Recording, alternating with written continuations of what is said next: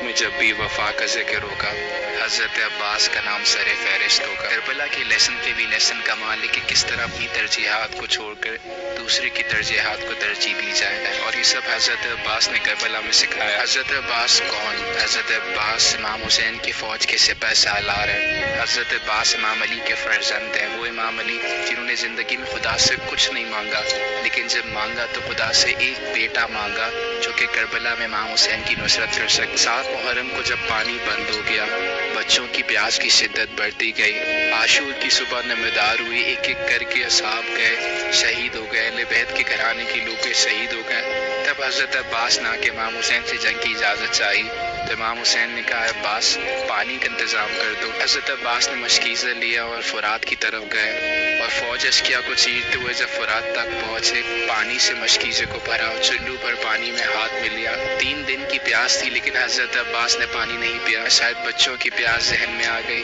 اور پانی کو فرات پہ دے مارا۔ حضرت عباس جب واپسی خیمہ گاہ کی طرف آنے لگی تو ان کی شہادت واقع ہوئی۔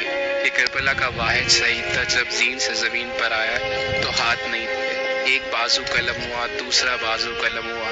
کہتے ہیں کربلا کے اندر سب سے بلند قد و قامت حضرت عباس کی تھی، لیکن کربلا میں سب سے چھوٹی قبر حضرت عباس کی ہے، کیونکہ انہوں نے اپنے آپ کو جس طرح سے امام حسین پہ جان نثار کیا، تاریخ